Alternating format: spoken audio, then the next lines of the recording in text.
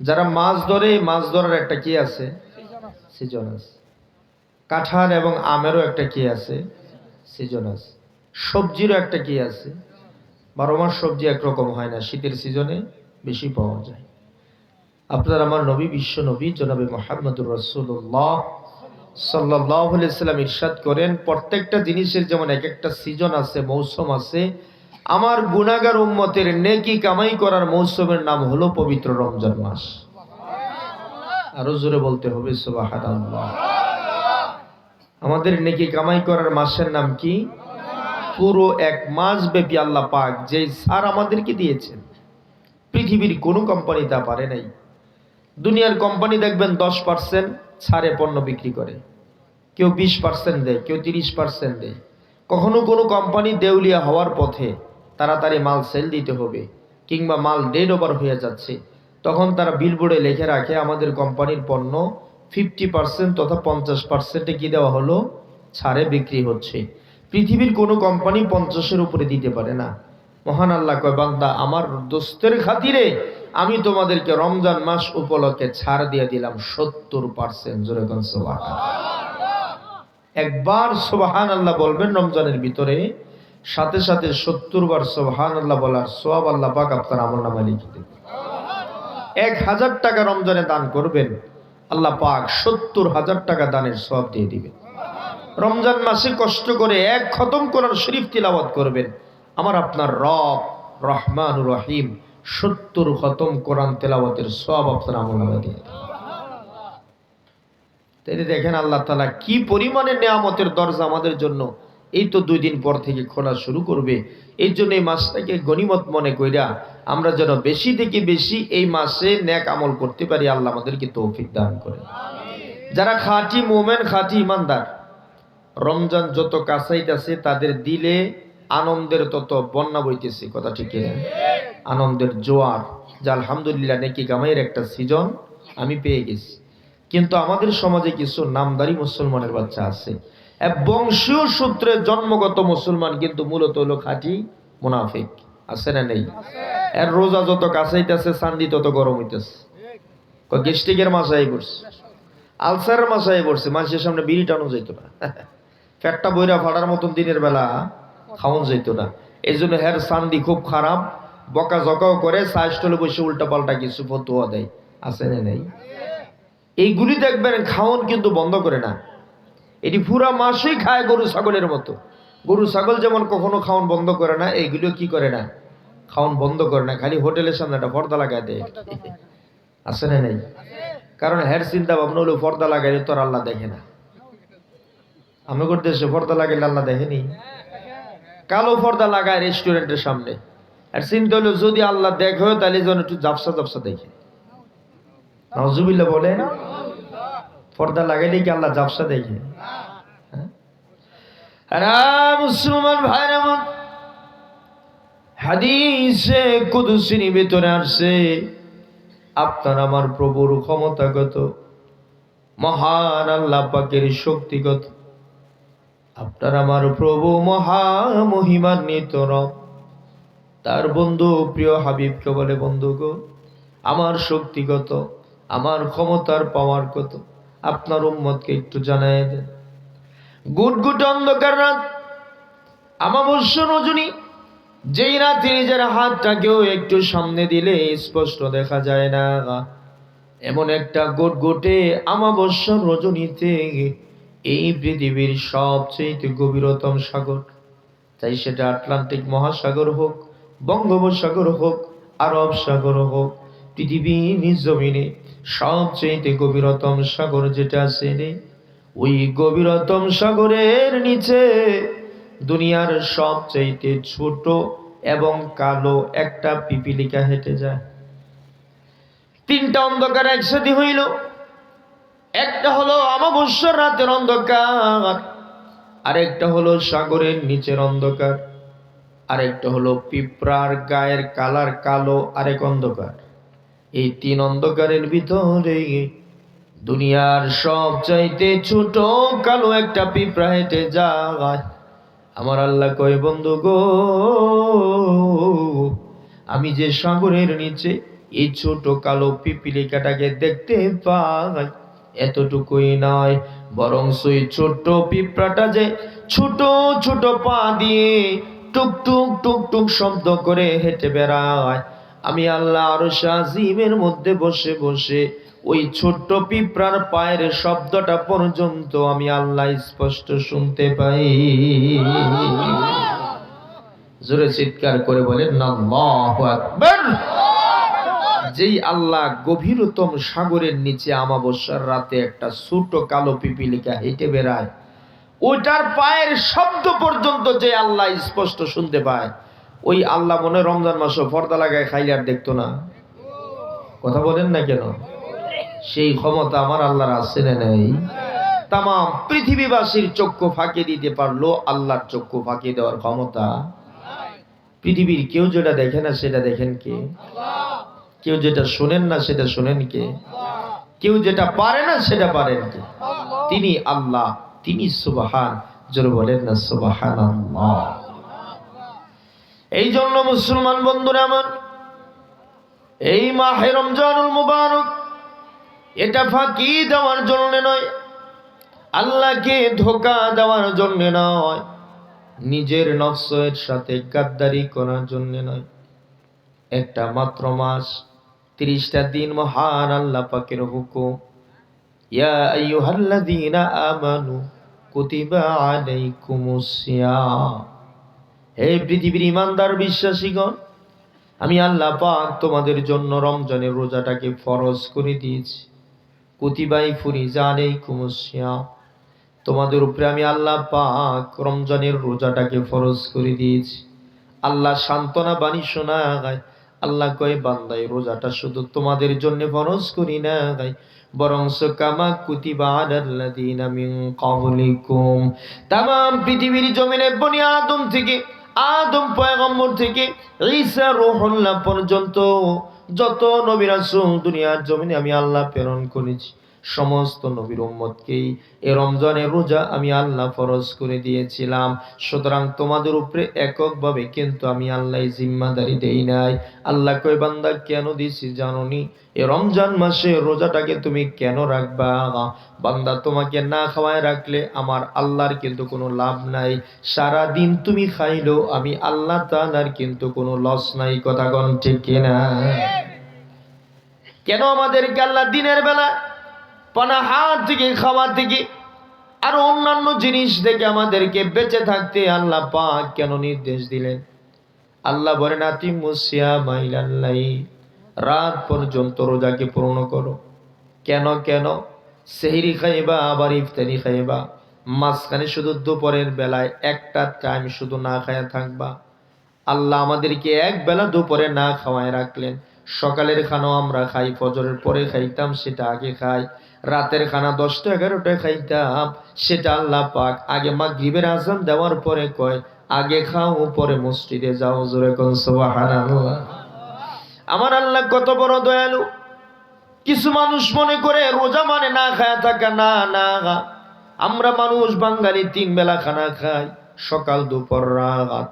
আমরা কিন্তু রমজান মাসে সকালে একটু খাচ্ছি, রাতেও মাগরিবের সময় কেউ আমরা খাই না, কিন্তু রমজান মাসে আগে খাই পরে মাগরিবের নামাজে যাই। কথা কোন ঠিক কিনা? তাইলে 2 ওয়াক্ত খানা বাদ দিলে আর মাত্র কয় ওয়াক্ত বাকি? দুপুর বেলা 1 ওয়াক্ত বাকি।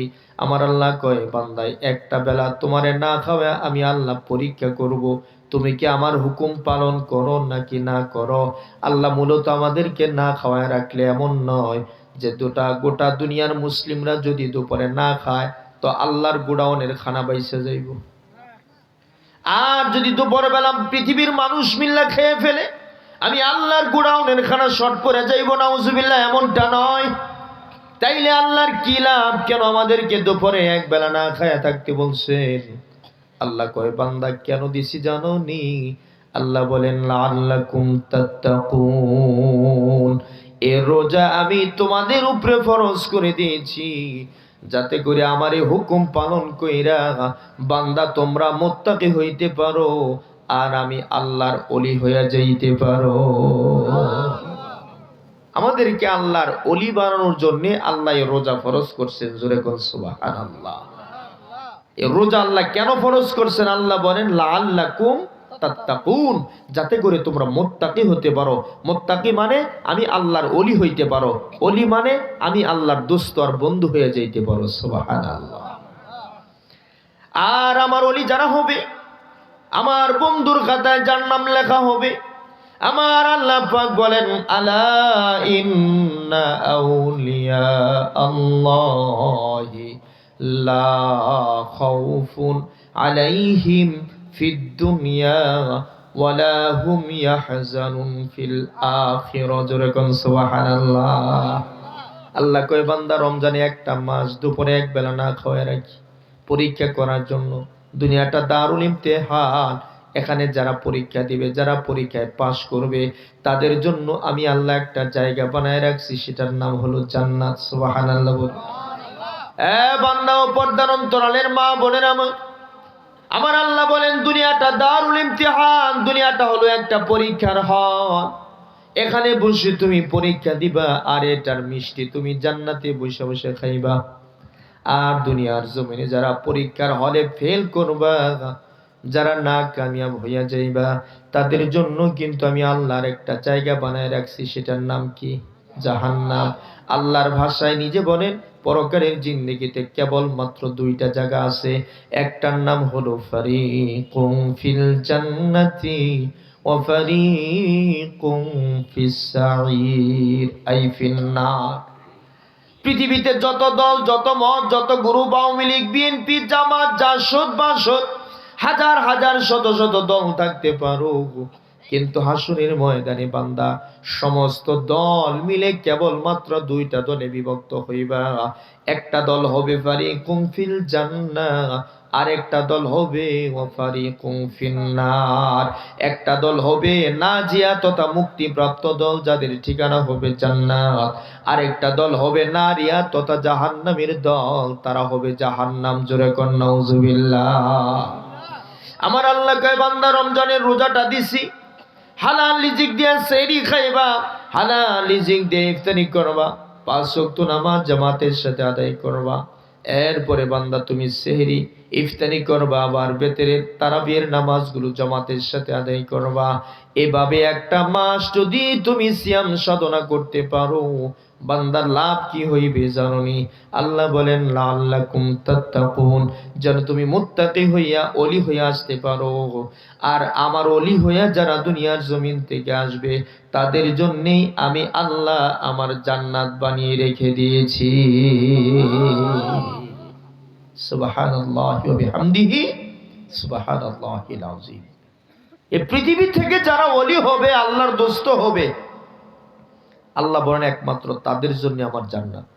আর যারা আমার দোস্তের খাতায় নাম লেখাইতে পারবে না, আমার বান্দার খাতায় নাম লেখাইতে পারবে না, আমার অলির খাতায় নাম লেখাইতে পারবে না, তারা আমি আল্লাহর জান্নাতেও যাইতে পারবে না। তাহলে সারাংশ কি হলো? এই রমজানে যে আল্লাহ আমাদেরকে এক বেলা না খায় থাকতে বলছেন, দুপুরের বেলা, সকালও খাইলাম, রাতেরটাও খাইলাম, সন্ধ্যার সময়, দুপুরে এক বেলা না খাইয়া থাকাতে এতে কি আল্লাহর লাভ না আমাদের লাভ? যেরকম এর বড় যদি কয় গ্যাস্ট্রিকের মাসায় পড়ছে, আলসারের মাসায় পড়ছে, তাহলে হের মতন ফোরা কপালে দুনিয়াতে আর কেউ থাকতে পারে না। কথা বলেন ঠিক কিনা? এবার আসেন ওলি যারা হবে তাদের ফায়দা কি? আমি আপনাদের সামনে সূরাতুল মায়েদার 55 নম্বর আয়াতে কারিমা তেলাওয়াত করেছি। ওই আয়াতের ভিতরে আল্লাহ পাক আমাদেরকে ডাকে আর কয় ইন্নামা ওয়ালিয়ুকুমুল্লাহ, নিশ্চয়ই বান্দা আমি আল্লাহ তোমাদের বন্ধু। জোরে কোন সুবহানাল্লাহ। এর ব্যাখ্যায় মুফাসসিরিন কিরামগণ বলছেন আল্লাহ আমাদেরকে ডাকতেছে আর বলতেছে বান্দা আমারে বন্ধু বানাও, আমার হুকুম মতে চইলা আজান হওয়ার সঙ্গে সঙ্গে মসজিদে যাও, রমজানের চাঁদ ওঠা থেকে ঈদুল ফিতর পর্যন্ত রোজা রাখো, মাল থাকলে মালের যাকাত দাও, হজ ফরজ হলে হজ্জে বাইতুল্লাহ আদায় করো, মাতা পিতা থাকলে তাদের সেবা করো, মুরব্বীদেরকে শ্রদ্ধা করো, ছোটদেরকে স্নেহ করো, আলেমদেরকে তাজিম করো।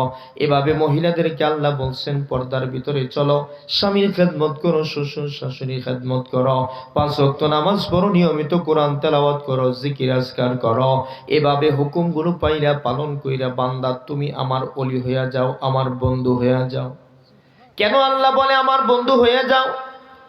কারণ আল্লাহ বুঝাইতে চায়, হে কিশোরগঞ্জের মুসলমান, আমি আল্লাহকে বাদ দিয়া যদি গোটা দুনিয়াও তোমার বন্ধু হয়ে যায়, শুধু বাংলাদেশ নয়, তোমার সম্পর্ক দিল্লির সাথে, তোমার সম্পর্ক আমেরিকার সাথে, তোমার সম্পর্ক ইসরায়েলের সাথে, তোমার সম্পর্ক ফ্রান্স, প্যারিস, রাশিয়া, এরকম সারা দুনিয়ার বাসীর সাথেও যদি হয়ে যায়, আমি আল্লাহর সাথে যদি তোর সম্পর্ক না হয়, মনে রাখিস আমি আল্লাহ যখন জোরে তোরে থাবা দিয়া ধরবো, গোটা পৃথিবীবাসী মিললেও তোরে আমি আল্লাহর আযাব থেকে বাঁচাইতে পারবে না। কথা বলুন ঠিক কিনা? আমার সাথে সম্পর্ক বাদ দিয়া তোমার সম্পর্ক যদি Delhi, America, Paris, France, Russia, Britain, Germany, জাপানি, সারা দুনিয়ার সাথে হয়, আমি আল্লাহ যখন তোরে থাবা দিয়ে ধরবো, আমার থাবা থেকে তোরে কোনো ক্যাডার বাহিনী বাঁচাইতে পারবে? 5ই আগস্টে পারছেনি?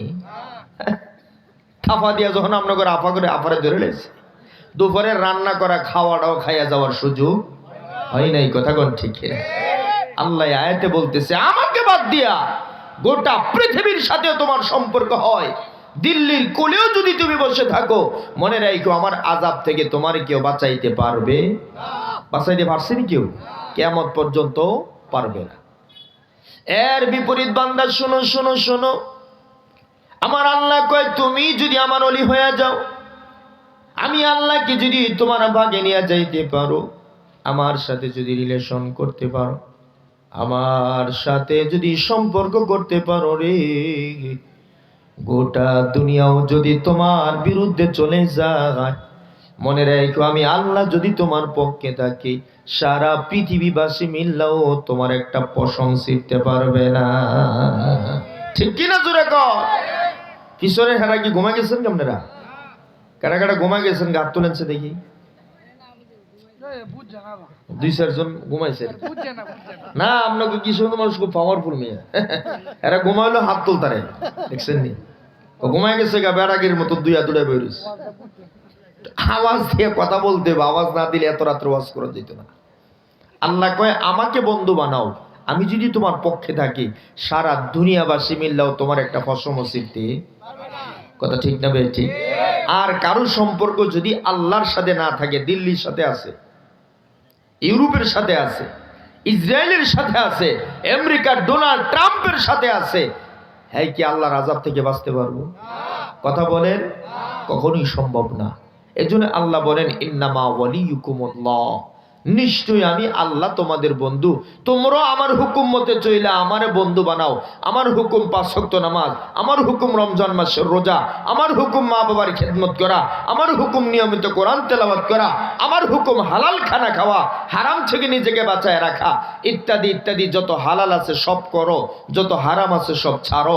এই 2টা কাজ করে যদি তোমরা আমি আল্লাহর ওলি হইতে পারো, আল্লাহ বলে পৃথিবীতেও পরকালে তো জান্নাত রাখছি, ওই দুনিয়া তো যত তুমি মুসিবত আছে, যত মুশকিলাত আছে, যে কোনো সময় তুমি বিপদে পড়া আমি আল্লাহর দিকে খালি একটু ছায়া তাকাইবা, বলতেও হবে না, ডাইরেক্ট আমি আল্লাহ ওখান থেকে আমার কুদরতে হাতে তোমার হেফাজত করব।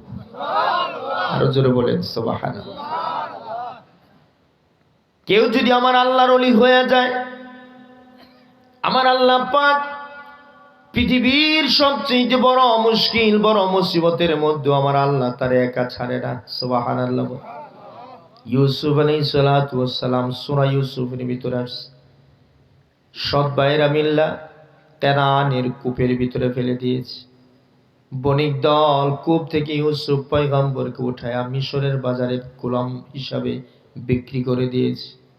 আজিজে মিসর, মিশরের ধর্মমন্ত্রী ইউসুফ আলাইহিস সালামকে বণিক দলের কাছ থেকে খরিদ কইরা তার বিবি জুলাইখার কাছে নিয়ে কয় গোলামটারে রাখো, প্রয়োজনে তারে গোলাম হিসেবে ব্যবহার করতে পারো, কিংবা আমাদের সন্তান নাই, সন্তান হিসাবেও তারে বড় করতে পারো। ইউসুফ আলাইহিস সালাতু ওয়াস সালাম, হাদিসের ভিতরে আসছে, দুনিয়ার যত সৌন্দর্য আছে সৌন্দর্যটাকে আমার আল্লাহ পাক দুইটা ভাগ করলেন। একটা অংশ দিয়া তামাম পৃথিবীর মানব দানব জিন ইনসান সরিনা জবরিয়া সখিনা জরিনা কারিনা কাপুর যত সুন্দর নারী পুরুষ দুনিয়াতে আছে সবাইকে আল্লাহ একটা অংশ দিয়ে সৃষ্টি করেছেন। আর বাকি এক অর্ধেক অংশ একাই আমার আল্লাহ ইউসুফ পয়গম্বরকে দিয়েছে। অর্ধেক ভাগ সৌন্দর্য তামাম পৃথিবীবাসীকে আল্লাহ দিয়েছেন। এরপরে দেখবেন মাঝে মধ্যে এত সুন্দর সুন্দর পাখি দেখা যায়, নজর ফেরানো যায় না, ঠিক কিনা? এমন সোনালী কালারের কিছু পাখি আছে, মাছ আছে, কিছু পক্ষী পাখি আছে, আবার কিছু কিছু মানুষ আমার আল্লাহ এত সুন্দর করে বানাইছেন। উত্তর পাড়ার সখিনা জরিনার জন্য অনেক সময় দক্ষিণ পাড়ার আক্কা চালিয়ে তার প্রেমে পইরা জীবন পর্যন্ত বিলীন করে দেয়, আছে না নাই? অর্ধেক সৌন্দর্য সারা পৃথিবীতে আমার আল্লাহ দিয়েছেন। ওই সৌন্দর্যে পাগল হয়ে যদি দুনিয়ার মানুষ আত্মহত্যা করে, গলায় দড়ি দিয়া মরে যায়, যে সৌন্দর্য বাকি অর্ধেক একাই আল্লাহ পাক ইউসুফ পয়গম্বরকে দিয়েছেন। আল্লাহু আকবার। কল্পনা করা যায়নি ওই ইউসুফ আমার আল্লাহ কত সুন্দর করে বানিয়েছে। জুলাইখা ইউসুফ আলাইহিস সালামকে ছোট অবস্থা থেকে লালন পালন শুরু করছে। গোসল করায় দেয়, কাপড় ধুইয়া দেয়, খানা খাওয়ায় দেয়, কাপড় পরায় দেয়। একটু যখন বড় হয়ে গেছে, লূপ লাবণ্য সৌন্দর্য যত বাড়তেছে, বড় হইতেছে তত বাড়তেছে। সুবহানাল্লাহ বলে।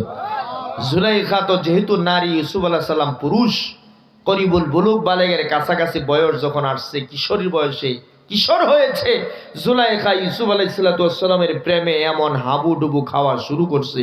দিন রাত 24 ঘন্টা যেদিকে তাকায় ওদিকে খালি ইউসুফ ইউসুফ ইউসুফ দেখে, আর কিচ্ছু জুলাইখার চোখে লাগে না।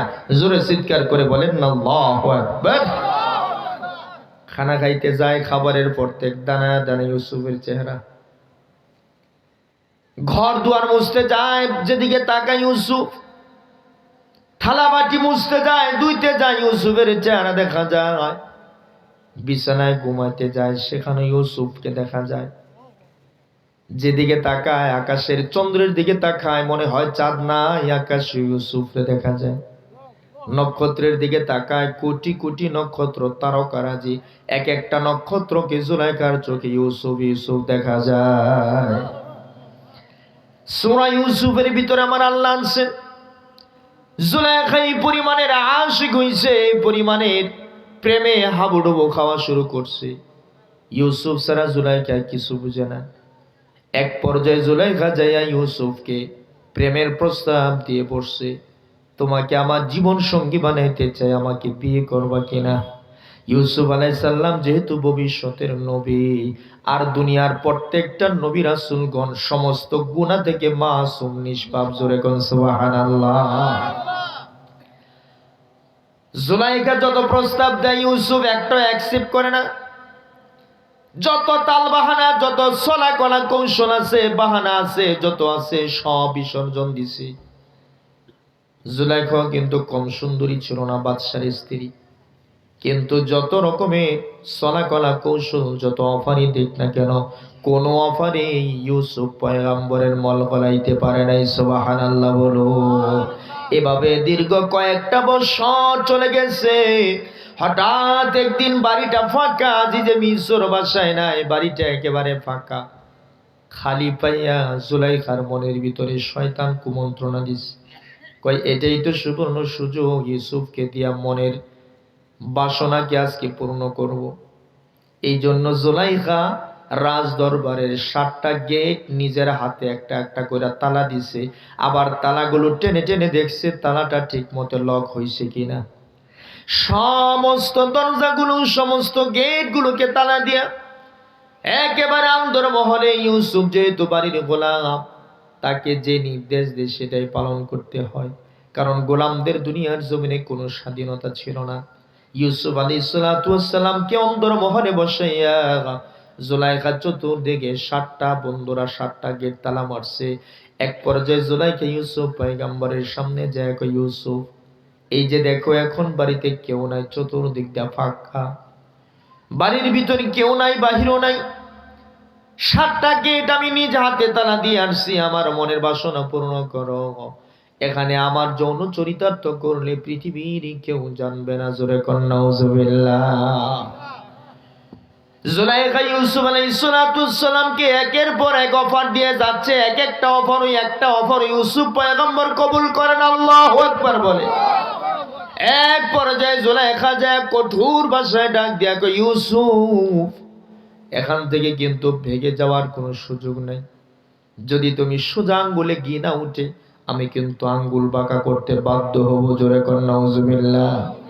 যে পর্যায়ে এক পর্যায়ে মনিবা যখন গোলামকে হুমকি দিয়ে পড়ছে, গোলামের জীবন নাশ হয়ে যাওয়ার সম্ভাবনা, যদি তার মনের বাসনা পূর্ণ না করে হয়তোবা তাকে হত্যাও করে দিতে পারে।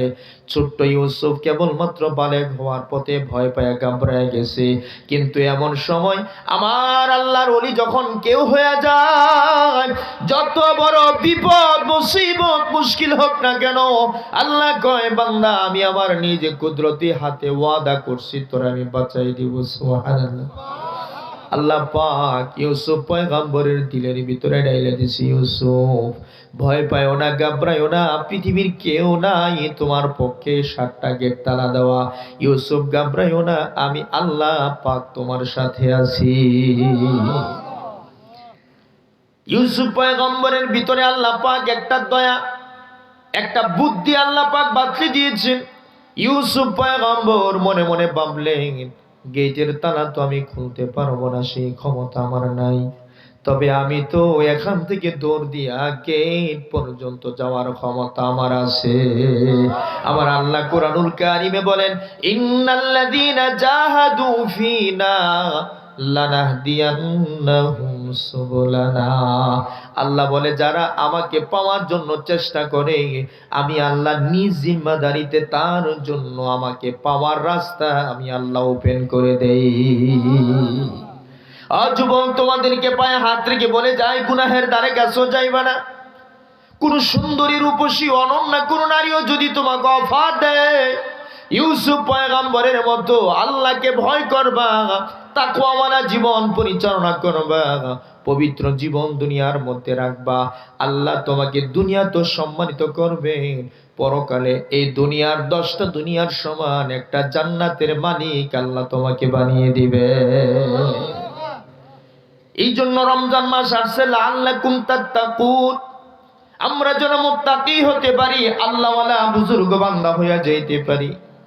ইউসুফ আলাইহিস সালাতু ওয়াস সালাম আল্লাহওয়ালা ছিলেন, আল্লাহর প্রিয় বন্ধু ছিলেন। মনে মনে চিন্তা করলেন, আল্লাহ, এই বিপদ থেকে আপনি ব্যতীত আমাকে বাঁচানোর কোনো মালিক নাই। এই কথা চিন্তা ধারণা নিয়ে, আল্লাহ তোমার দায়িত্ব গেট খুলে দেওয়া, আমি ইউসুফের দায়িত্ব গেট পর্যন্ত দৌড় দেওয়া। যেই চিন্তা, সেই বাসনা, সেই প্ল্যান, সেই প্রোগ্রাম কইরা যখন ইউসুফ পয়গম্বর ওখান থেকে বাঁচার জন্য যখন দৌড় মারছে রে বন্ধুরে আমার, ইউসুফ জুলাইখা সোফার মধ্যে বসে বসে মিটি মিটি হাসে। ইউসুফ পালাইবা কত দূর, সর্বোচ্চ গেট পর্যন্ত যাইতে পারবা, এরপরে যাওয়ার আর সুযোগ নাই। যেমন আমার দেশে কিছু মানুষ আছে, মোল্লা মৌলবীদেরকে ডাকে, ক্রিটিসাইজ করে আর কয় মোল্লার দৌড় হলো মসজিদ পর্যন্ত। আছে না? হ্যাঁ, পৃথিবীর নাস্তিক মুরতাদের দলের আমরা বলি মোল্লার দৌড় মসজিদ পর্যন্ত নয়। ইউসুফ যেমন গেট পর্যন্ত দৌড় ছিল না, ইউসুফের দৌড় যেমন আল্লাহর জান্নাত পর্যন্ত, ঠিকই আজও দুনিয়ার মোল্লাদের দৌড় মসজিদ পর্যন্ত নয়। মনে রাখি, মোল্লার দৌড় আমার আল্লাহর জান্নাত পর্যন্ত। কথা বলুন ঠিক কিনা? মোল্লা মৌলবী দেখলে ওদের সুলকানি শুরু হয়, মানুষের বাড়িতে খায় আর মসজিদে ঘুমায়, মোল্লাদের আর কোনো কাম নাই, মোল্লার দৌড় মসজিদ পর্যন্ত। আমি বলি, হ্যাঁ, যাদের দৌড় এই পৃথিবীতে মসজিদ পর্যন্ত হবে তাদের জন্য আমার আল্লাহ জান্নাত বানাইছেন। কথা কোন ঠিক কিনা? যাদের দৌড় মসজিদ পর্যন্ত নয়, যারা আজান হলে মসজিদে যায় না, রাস্তা দিয়ে বাজারে চলে যায়, আল্লাহর কসম তাদের দৌড় যেমন মসজিদ পর্যন্ত হয় না, তাদের দৌড় জান্নাত পর্যন্ত হবে। কথা ঠিক না? ঠিক। যাদের দৌড় আজান শোনার পরে মসজিদ পর্যন্ত তাদের দৌড় আল্লাহর জান্নাত পর্যন্ত, আর যাদের দৌড় বাজার পর্যন্ত, সিনেমা হল পর্যন্ত, টেলিভিশন আর সাইস্টল পর্যন্ত, মনে রেখো তাদের দৌড় জাহান্নাম পর্যন্ত। কথা ঠিক না বেঠি? সুতরাং বুঝতে হবে আমাদের, ইউসুফ আলাইহিস সালাতু ওয়াস সালাম যেই মাত্র দৌড় দিয়ে প্রথম ফটক পর্যন্ত দৌড় দিয়ে চলে গেছে, আমার আল্লাহ পাকের কুদরতি ইশারায় পট পট পট পট করে একটা একটা করে 7টা গেট আমার আল্লাহ খুলে দিয়েছে।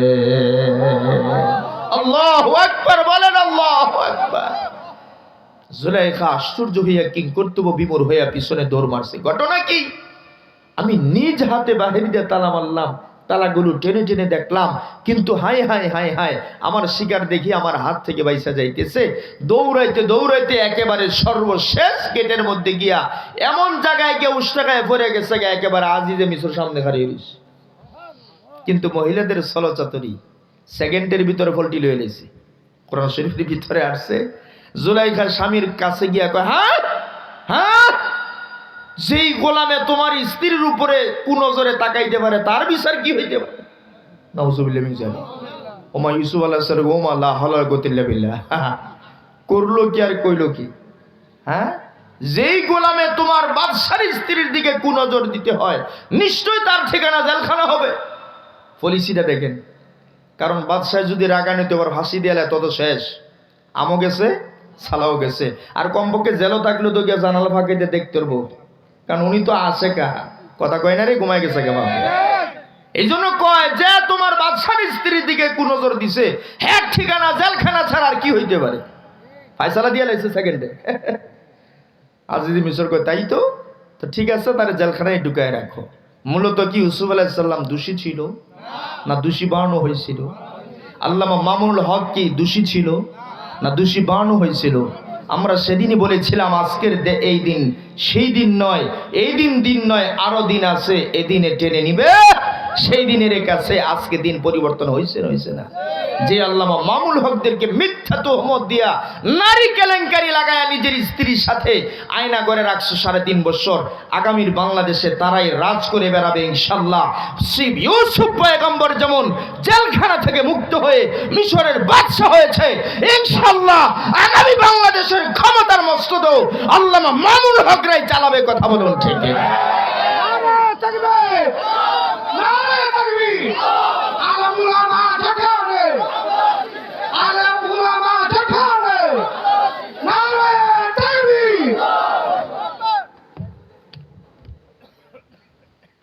ভাইরা আমার, এই জন্য তাকওয়াওয়ালা জিন্দেগি চাই, চোর বাটপারের পিছনে জীবন কাটানো যাবে না। প্রস্তুত আছেন ইনশাআল্লাহ? বাটপার সিটারদের কথায় তাদের পিছনে সময় নষ্ট করার দরকার নেই। এই জীবনটা কার দান? দিব তার তরে। রাজি আছি ইনশাআল্লাহ? এই জীবনটা যদি আল্লাহর জন্য দেওয়া হয়, এই জীবন যদি নবীর ইজ্জতের হেফাজতের জন্য দিতে পারো, এই জীবন যদি কোরআন ইসলামের জন্য দিতে পারো, ফুস্তু ওয়া রাব্বিল কাবা, বাইতুল্লাহ শরীফের মালিকের কসম আমি সফল কাম। কথা কোন ঠিক না? এজন্য সখিনা জরিনার প্রেমে পড়ে জীবন দিও না। এরে ভালোবাসতাম, বিয়ে হয়ে গেছে, এই জীবন আর রাখতাম না। হ্যাঁ গিয়া কচু গাছ লাগা ভাসলো এলাকা, মনে করে খুব বেড়াগিরি করে লেছে, শরীর লেগে মরে গেছে। মন যদি দিতে হয় নবীকে দিও আহা, প্রাণ যদি দিতে হয় নবীকে দিও।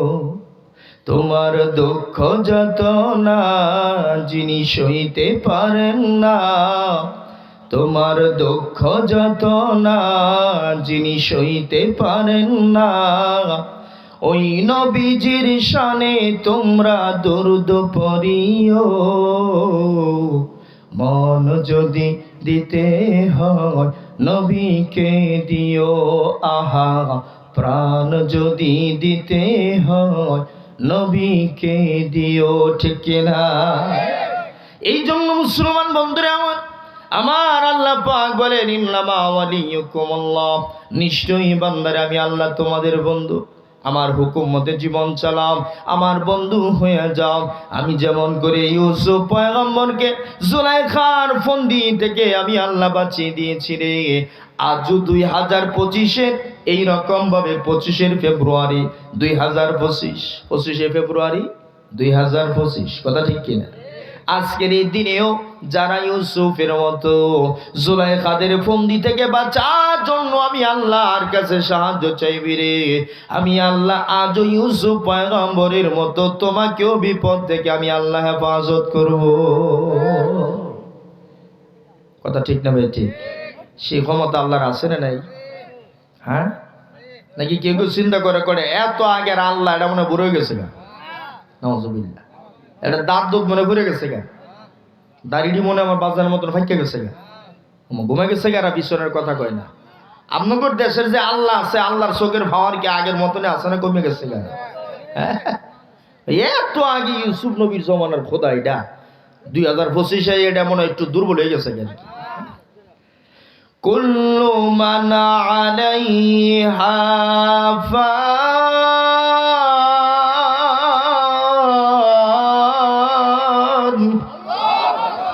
ওয়া ইয়াবকা ওয়াজহু রাব্বিকা যুল জালালি ওয়াল ইকরাম। কুল্লু মান আলাইহা আই আলাল আরদি ফান।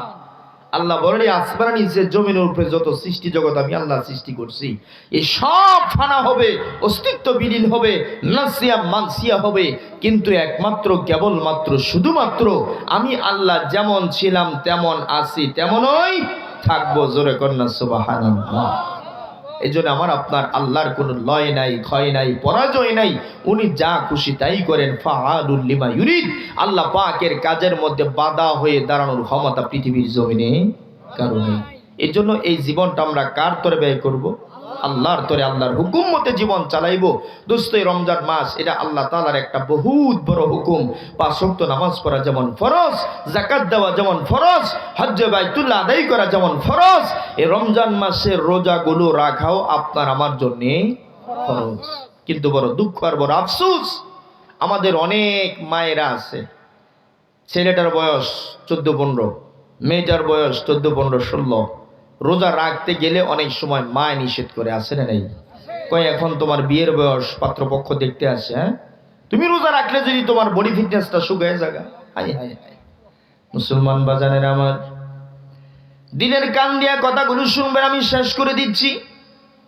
আমার আল্লাহ পাক সূরাতুত তাহরিমের 6 নম্বর আয়াতের ভিতরে আল্লাহ আমাদেরকে ডাকে আর কয়, ইয়া আইয়ুহাল্লাযীনা আমানু ও আনফুসাকুম ওয়া আহলিকুম নারা। আল্লাহ বলেন, হে দুনিয়ার ইমানদারেরা, তোমরা নিজেরও জাহান্নামের আগুন থেকে বাঁচো, নিজেদের অধীনস্থদেরকে জাহান্নামের আগুন থেকে বাঁচাও। অর্থাৎ তোমরা নিজেরাও নামাজ পড়ো, রোজা রাখো, হজ করো, যাকাত দাও, নিজের অধীনস্থ সন্তান সন্ততি পুত্র এবং মেয়ে যারা তাদেরকে নামাজের নির্দেশ দাও, রোজা রাখার জন্য হুকুম দাও। কিন্তু দোস্তরে আমার আল্লাহ কয়, বান্দা তুমি তোমার সন্তানকে জাহান্নামের আগুন থেকে বাঁচাও, নামাজের হুকুম দাও, রোজার হুকুম দাও। আর আমাদের কিছু অভিভাবক আছে, সন্তান রোজা রাখতে চাইলেও বালেগ হয়ে গেছে, কিন্তু মা বাবা রাজি হয় না, তাকে ইচ্ছাকৃতভাবে সেহরির সমত জাগায় দেয় না, আছে না নাই? খুব দিল দিয়া কথাগুলো বোঝার চেষ্টা করবেন। আমার আল্লাহ যেখানে বলে তুমিও বাঁচো, তোমার সন্তানকেও বাঁচাও, সেখানে আমরা কিনা আমাদের এই সন্তানদেরকে আরো ঠেলে ঠেলে জাহান্নামের দিকে দিয়ে দিই। মনে রাখবেন, প্রত্যেকটা ঘরের যতগুলো বালেগ পুরুষ আছে, বালেগা মহিলা আছে, সুস্থ সবল অবস্থায় প্রত্যেকটা বালেগার উপরে রমজানের 30টা রোজা রাখা ফরজে আইন, ফরজ। যদি কোনো ঘরের ভিতরে কোনো বালেগ পুরুষ রোজা রাখতে না চায়, বালেগা নারী রোজা রাখতে না চায়, আর তার মা যদি ঘরের ভিতরে দিনের বেলা রান্না কইরা এইরকম সন্তানকে খাবারের ব্যবস্থা করে দেয়, সন্তান রোজা না রাখা যে পরিমাণের অপরাধী হবে, গুনাহ হবে, কোনো মা তাদেরকে রান্না কইরা খাওয়ানোর ব্যবস্থা করলে একই সমান গুনাহ ওই মায়ের আমলনামায় জমা হবে। জোরে কর নাউজুবিল্লাহ। কথাগুলো বুঝতেছেন আপনারা? অনেক ফ্যামিলিতে আছে সন্তান ফাড়ার মতন বড়ি, তো রোজা রাখে না, আর মায় হারে রান্দা রান্দা খাওয়ায়, আছে না নেই? হ্যাঁ, মেয়েটা 16, 17, 18 বিয়ের বয়স, কলেজে পড়ে, কিন্তু মেয়েটা রোজা রাখে না, তার রান্না বাড়িও তার মা করে করে খাওয়ায়, আছে না নেই? ও পর্দার অন্তরের মা বোনেরা ভালো করে বুঝবেন, আপনি রোজা রাখছেন ঠিকই, কিন্তু আপনার সন্তানকে আপনি রোজা রাখাইতে পারলেন না, কিংবা আপনি তারে বাধ্য করতে পারলেন না। আপনি দিনের বেলা তারে খাবার দাবারের ব্যবস্থা করে দিচ্ছেন, মনে রাখবেন আপনার সন্তান রোজা না রাখা যে পরিমাণের গুনাহগার হইল, আপনি তাকে দিনের বেলা যেটা আমার আল্লাহ হারাম করছেন খানা খাওয়া, সেটাকে আপনি খাবারের ব্যবস্থা করে দিচ্ছেন, আপনি সমান ক্যাটাগরির গুনাহ লইয়া জাহান্নামে যাইবেন। জোরে কর নাউজুবিল্লাহ। এই জন্য প্রত্যেকটা মুসলিম ফ্যামিলি এমন হতে হবে, রমজানের দিনের বেলায় কোনো মুসলমানের ঘরে খানা রান্না করা হবে না। রাজি আছেন ইনশাআল্লাহ? ছোট্ট বাচ্চা থাকলে তাদের মাসালা ভিন্ন, তাদের জন্য খাবার ব্যবহার করতে পারেন, সমস্যা নাই, কিন্তু কোনো বালেগা নারী পুরুষের জন্য কোনো খাবারের ব্যবস্থা কোনো মুসলমানের ঘরে থাকবে না। ঘরে যেমন খাবারের ব্যবস্থা থাকবে না, যদি এখানে কেউ হোটেল রেস্টুরেন্টের মালিক থাকেন, আল্লাহর কসম করে বলে যাই, আপনিও দিনের বেলা কোনো হোটেলে খাবারের ব্যবস্থা রাখবেন না। কিছু যুক্তি দেয় আমাদের সামনে, কজুর কিছু অমুসলিম তো আছে, অমুসলিম কত পার্সেন্ট আছে বাংলাদেশে? মনে করেন আপনাদের এই গুজাদিয়া বাজারে আপনার একটা হোটেল আছে, এনে মনে 2-4-5 লাখ হিন্দু আছে, 20 লাখ বৌদ্ধ আছে, 50 লাখ, তো কত বড় বাটপার তুই? সারা এলাকা মিললে দুই সাইড 5টার বেশি পাওয়া যেত না। হ্যার মন চলে হ্যাঁ বাড়িতে রান্না করে খাইবো, কুত্তা খাক আর খিঞ্জির খাক, এটা হ্যার বিষয়, যেরকম ঠিক কিনা? তো তুমি হোটেলের মধ্যে রান্না করতেছো কি ওই হিন্দুরে খাওয়ানোর জন্য? তুমি মানুষের সাথে ছলাকলা করতেছো, তোমার এই ছলাকলা পৃথিবীর মানুষ না বুঝলো একজন আছে বুঝার মতো, উনি কে? হুজুর অমুসলিম আছে না, এদের জন্য খানা ব্যবস্থা করার লাগে। তার মানে দুনিয়ার যত অমুসলিম আছে সবের হোটেলে আয় পড়ে রোজার মাসে। হ্যাঁ, চিন্তা করছেন? এই যে যারা হোটেল রেস্তোরাঁ দিনের বেলা খোলা রাখা খাবার রান্না করে ব্যবস্থা করে রাখে, আর রিক্সাওয়ালা ট্যাক্সিওয়ালা কিছু গান্দা ঘোরা আছে মুসলমান, যাইয়া ভাড়ার মতন শরীরটা কামাই করতেছে ঠিকই, কিন্তু রোজা রাখে না, ওখানে পর্দার ভিতরে যায় বসে খাবে, সে খাইয়া তার যেরকম গুনাহ হবে, যে হোটেলের মালিক এই খাবারের ব্যবস্থা দিনের বেলা করছে তার গুনাহ আরো ডাবল হবে। কথা কোন ঠিক কিনা? কারণ কোন হোটেলের মধ্যে যদি মুসলমানের হোটেলে দিনের বেলা খাবারের ব্যবস্থা না থাকতো, তাহলে বাধ্য হয়ে হইলেও কিছু মুসলমান রোজা রাখতে বাধ্য হইতো। কথা ঠিক কিনা? চিন্তা করলো দিনের বেলা মাঝের সামনে বিড়ি টানলো তো থাপড়ে দাঁত ফালাই দিব, ওরসব হইলে খাইলেও তো মাথা গুরুন্ডি দিয়ে ফলাই দিব, ঠিক কিনা? নিজের ঘরের ভিতর রান্না নাই, বউ রান্ধে না, বাপ মায়ের রান্ধে না, বাপের রান্ধে না, হোটেলও যেহেতু রান্ধে না, থাক তাহলে রোজা রেখে আছে না নাই? ঠিক না ভাই? ঠিক। তাহলে একটা পর্যায়ে সে বাধ্য হয়েও কি করতো? রোজা রাখতো। কিন্তু ঘরে রান্না হইতেছে কিংবা হোটেলে রান্না হইতেছে, যার কারণে সে ঘরে খায়া ফেলতেছে, আর না হইলে হোটেলে গিয়া খানা খাওয়ার একটা ব্যবস্থা হয়ে যেতেছে। এই জন্য রমজান মাসের পবিত্রতা রক্ষা করার ভিতরে এটাও এক নম্বরে, যারা হোটেল রেস্টুরেন্টের মালিক, আপনারা দিনের বেলা এই খাবারের ব্যবস্থাগুলো বন্ধ রাখাটা আপনাদের জন্য জরুরি বিষয়। বলবেন হুজুর যদি তাহলে হোটেল বন্ধ রাখি, তো আমারও তো বউ বাচ্চা আছে, আমারও তো সংসার আছে, ফ্যামিলি আছে, আমারও তো খাবার দাবার দরকার, কোত্থেকে খাবো? তার মানে সে বুঝাইতে চায় দিনের বেলা হোটেল খোলা না রাখলে তার খাবারের ব্যবস্থা হইতো না। কেন? কারণ এটাই একমাত্র তার ব্যবস্থাপনা, আয়ের ইনকাম সোর্স। আমি আপনাদের কাছে জিজ্ঞেস করি, আপনাদের এলাকাতে কুত্তা আসেনি? কুত্তাদের কটা গার্মেন্টস আছে জানি? গুজাদিয়া বাজারে কটা দোকান আছে প্রত্যেকটা কুত্তা? কথা কয় না।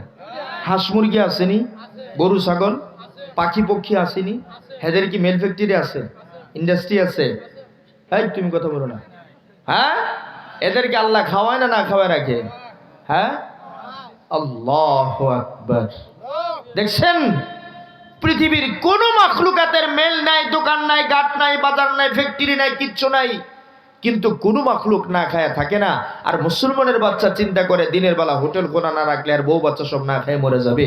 এটাও শয়তানের একটা আরেকটা চক্রান্ত। কথা কোন ঠিক কিনা?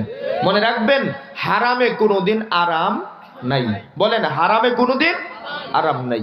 হারাম উপার্জন যারা করে সেটাতে কোনোদিনও বরকত নাই। আপনি দিনের বেলা হোটেলটা বন্ধ রাইখা 3টার পর থেকে ইফতারির ব্যবস্থা করেন। মুসল্লিদের জন্য, রোজাদারদের জন্য ইফতারির পেঁয়াজ ও বোট, ছোলা, মুড়ি যত আছে সব আইটেম আপনি বিক্রি করেন। আমি আল্লাহর নামের শপথ করে বলে যেতেছি, বিশেষ কথা আমার, আমি মুফতি মাসুম বিল্লাহ গ্যারান্টি দিয়ে যাচ্ছি, আপনি যদি সারাটা দিন রোজাদারদের জন্য যেন কোনো ক্ষতি না হয়, আপনি রোজাকে এক্সপার্ট করে সম্মান করে দোকানপাটগুলো বন্ধ রাখা যদি বিকালে শুধু 1-1.5 ঘন্টা আপনি সেহরি আর ইফতারির জন্য ব্যবস্থা করেন, আমার আল্লাহ সারা দিন রোজাদার দোকানদারি করে আপনি যে পরিমাণে ইনকাম করতেন এর চাইতে কয়েক গুণে বেশি আল্লাহ আপনাকে ওটাতে বরকত দিয়ে দিবেন। জোরে কন্যা সুবহানাল্লাহ। কথা ঠিক না ভাই? ঠিক। ইনকাম কম হবে কিন্তু বরকত অনেক বেশি হবে। যেমন একটা দৃষ্টান্ত দিয়ে শেষ করে দিই, কষ্ট দিয়েছে আপনাদের। আপনাদের দেশে কুত্তায় বছরে বাচ্চা দেয় কটা করে? 6টা, 7টা, 8টা, 9টা, 10টা পর্যন্ত দেয়, ঠিক কিনা? 10টা পর্যন্ত একটা কুকুর নিয়ে বাচ্চা দেয়। এই এলাকার যত বাজার আছে ডেলি সকালে কটা জবাই হয় কুত্তা?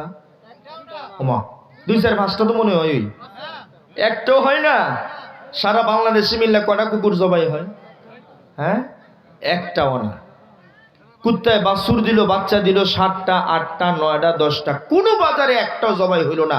যদি কেউ জবাই করে হ্যাঁ ব্রাশ ফারি করে মাইরা ফেলা হবে, কথা কোন ঠিক কিনা? এরপরও আপনি বছরের শেষে একটা ইউনিয়নে 8-10টা, 15টার বেশি কুত্তা খুঁজলে পাওয়া যায় না। কথা কি ঠিক বললাম না ভুল বললাম? এবার আসা আপনাদের দেশে যে গরু আছে, গরু এ বছরে বাচ্চা দেয় কয়টা? একটা। ডেলি সকালে বাজারে জবাই হয় না হয় না? সারা বাংলাদেশে কয়টা জবাই হয়? হাজারে হাজারে, লক্ষ লক্ষ। এক কুরবানি ঈদের দিনে কয়েক কোটি গরু একসাথে কুরবানি হয়। আল্লাহু আকবার। এরপরও দেখবেন কুরবানির ঈদ আসলে গরুর ভিড়ের জন্য গরুর হাটে ঢোকা যায়। জোরে বলেন ঠিক কিনা? বছরে গরু বাচ্চা দিল, বাছুর দিল একটা গরুর পেট থেকে জবাই হলো দৈনিক হাজার হাজার, লক্ষ লক্ষ। এক কুরবানির ঈদের দিন জবাই হলো কয়েক কোটি। এরপরও বছরের শেষে গরুর জন্য গরুর হাটে ভিড়ের ভিতরে ঢুকা যায় না। কয় রাস্তার ফাঁসতে একটা কিনা লইয়া পর কেরকম ভিতরে ঢুকলে তো গরু ভাড় দিয়ে মারি নেবো, নাহলে লেদা দিব, সেনা দিব। কয় এত পরিমাণের গরু, ইন্ডিয়ারটার দরকার নেই, আমগরটাই খায় গুলে দেরি না। কথা ঠিক না ভাই? ঠিক। এটার নাম হলো বরকত। সুবহানাল্লাহ। বাছুর দিল একটা, জবাই হলো হাজারটা, লক্ষটা, তারপরে এত বেশি। কুত্তায় বাচ্চা দিল 8 থেকে 10টা, জবাই হলো না একটাও। তারপরও বছর শেষে রাস্তা 2-4টা, 5টার বেশি কুকুর খুঁজে পাওয়া যায় না। এটার নাম হলো বরকত। এই জন্য আমার আখিরি কথা, দিনের বেলায় আপনি রমজানকে সম্মান দেখাইতে গিয়ে যদি দোকানপাট রেস্তোরাঁগুলো বন্ধ রাখেন, বিকালে শুধু সেহরি ইফতারির ব্যবস্থা করেন, এটার মধ্যে আমার আল্লাহ কয়েক গুণে বরকত দিয়ে দিবেন। জোরে কোন কথা ঠিক না ভাই? ঠিক। এই জন্য এভাবে যদি আমরা রমজান মাসটাকে পবিত্রতা রক্ষা করতে পারি দোস্ত, তাহলে আল্লাহ ওয়াদা করছেন আমাদেরকে ওলি বানাই দুনিয়া থেকে বিদায় করবেন। সুবহানাল্লাহ। আর কেউ যখন আমরা ওলি হব, পরকালে তো জান্নাত আছেই, এই দুনিয়াতেও আল্লাহ পাক ওলিদেরকে সমস্ত বিপদ থেকে তার নিজ জিম্মাদারি থেকে হেফাজত করবেন। জোরে কোন সুবহানাল্লাহ। যেমন ইউসুফ আলাইহিস সালাম যখন বিপদের ফান্দে পড়ে গেলেন, জুলাইখা ওখান থেকে উদ্ধার করেছেন কে?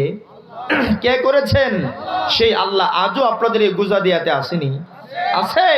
সেই ক্ষমতাই আছে না একটু কমে গেছে? মহান আল্লাহ যেমন ছিলেন তেমন আছেন, তেমনই থাকবেন। এই জন্য দোস্ত, কোনোদিনও কোনো শয়তানের ধোকায় পড়া নিজের ঈমান আমলকে ধ্বংস করা যাবে না। এই ওয়াজ মাহফিল তখনই সফল হবে যখন এখানের ওলামায়ে কেরামদের এই কথাগুলো আপনারা আমলে বাস্তবায়িত করবেন। কথা ঠিক কিনা? এই জন্য এই মাহফিলটার জন্য আমি মোবারকবাদ জানাই আমার মাস্টার সাহেবের জন্য, এবং সকলে যারা মিলেমিশে এত সুন্দর একটা আয়োজন, এত সুন্দর একটা কমপ্লিট আয়োজনের ব্যবস্থা আপনারা করেছেন। আল্লাহ পাক আপনাদের সকলকে যাজাই খায়ের দান করুন, সকলে পড়ুন আমিন। এই মাহফিলকে কেন্দ্র করে আল্লাহ পাক অত্র এলাকার সকল যুব শ্রেণীকে আল্লাহ পাক ক্ষমা করে দিন, সকলে পড়ুন আমিন। সকল কবরবাসীর জন্য আমরা দোয়া করবো ইনশাআল্লাহ।